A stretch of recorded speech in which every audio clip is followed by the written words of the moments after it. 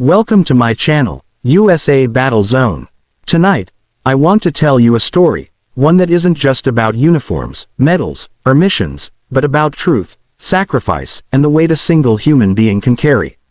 A story that begins with sirens and suspicion, and ends with something far more powerful. They arrested her at dawn. The sun hadn't even crested the ridge when the knock shook the front door of the small cabin tucked deep into the Oregon woods.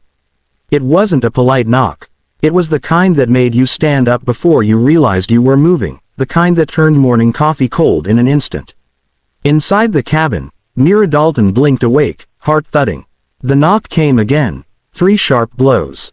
Mera Dalton, a voice called, "This is federal law enforcement.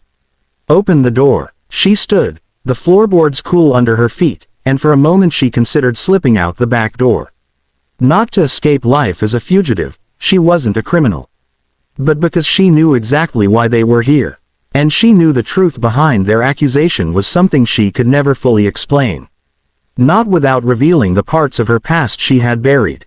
When she opened the door, she found 6 officers standing on the porch.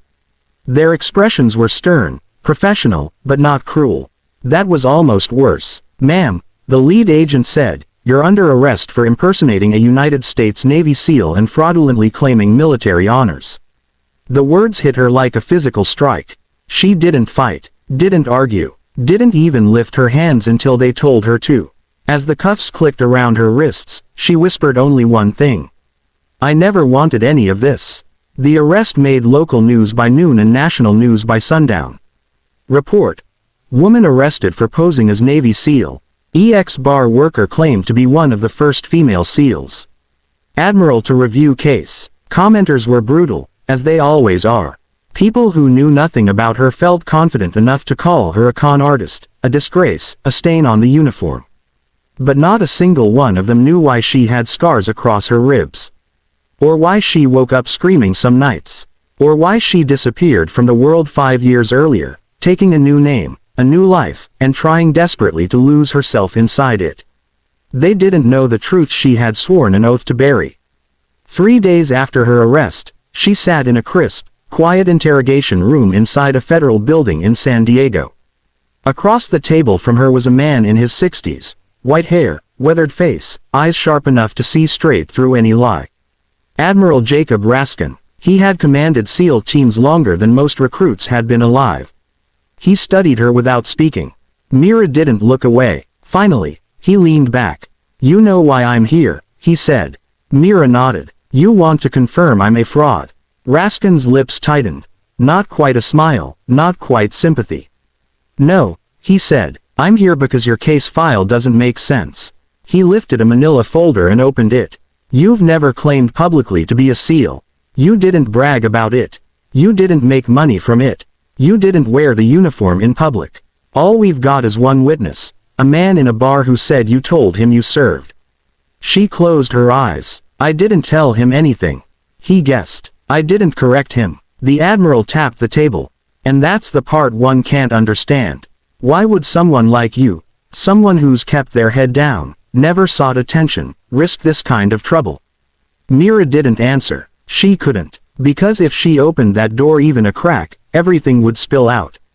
And she had spent years learning how to be silent. Raskin sighed and pushed his chair back. "There's one more thing." He walked around the table and stopped beside her. "May I?" he asked. She hesitated, then nodded. He lifted the back of her shirt slightly, just enough to reveal a tattoo inked beneath her shoulder blade. A small trident, precise, clean, black ink faded slightly with time. The kind men and women earned, not commissioned in a shop.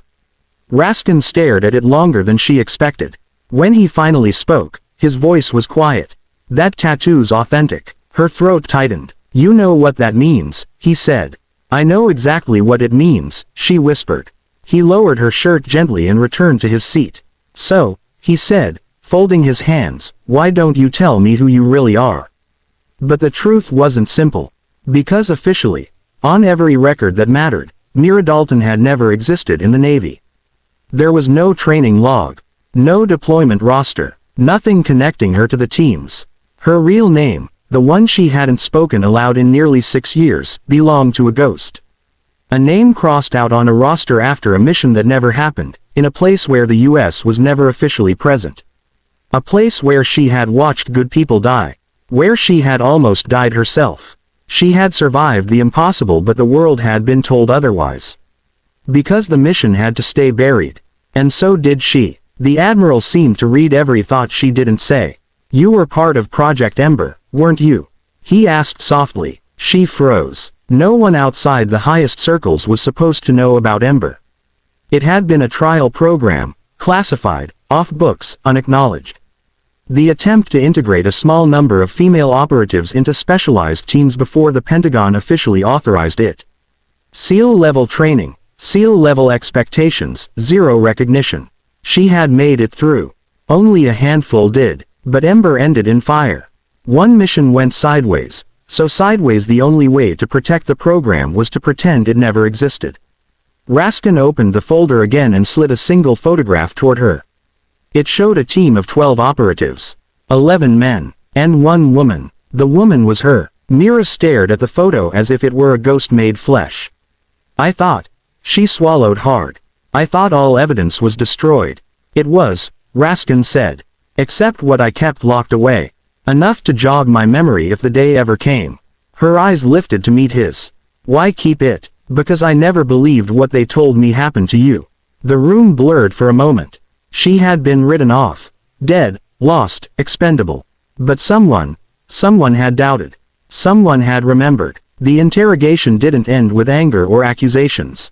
Instead, Admiral Raskin dismissed the agents, closed the blinds, and sat with her for 2 hours as she told the truth. Not the classified details, but the pieces of herself she had never dared speak aloud.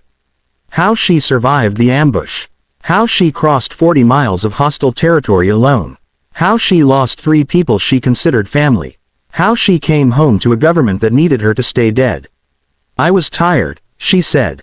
"Tired of running. Tired of hiding. Tired of pretending I never cared enough to bleed for this country." Raskin listened, face unreadable. When she finally finished, silence settled over the room, heavy and fragile. "Mera," he said, "you didn't commit a crime. You committed the sin of surviving something our leadership wanted to forget." She didn't speak. "But I don't forget my people," he added. "Ever." And then he stood. "Let's get this charge dismissed." The next morning, the government quietly dropped the case. No apology. No statement. No correction to the headlines that had already labeled her a fraud. But one man waited for her outside the building. Admiral Raskin. In his hand was a folded piece of fabric. Weathered, colors muted, edges frayed. A SEAL team patch. Not something you bought. Something you earned. Something given to family. "This belonged to your CO, he said. He asked me to deliver it, if I ever found you alive." Her breath caught. The patch felt warm in her hands, as if it carried the heartbeat of every man she had served beside. "I don't deserve this," she whispered. "You do," Raskin said. "Because you kept fighting long after anyone knew you were fighting." When he turned to leave, she called after him. "Sir, what am I supposed to do now?" He paused. "Whatever you want," he said. "For the first time in a long time, you're free." She didn't return to the cabin. She didn't disappear back into the woods. Instead, she packed her things and drove until the road led her to the coast, where waves crashed endlessly against cliffs and the horizon felt wide enough to hold everything she had carried for too long. She stood there for a long time, breathing, remembering. Not the trauma, but the people, the laughter in the barracks, the teasing during training, the hush that fell before every mission when they checked each other's gear one final time. The way those men had trusted her, not as a symbol, not as an experiment, but as a teammate. Sometimes the world forgot that the strongest soldiers are often the quietest.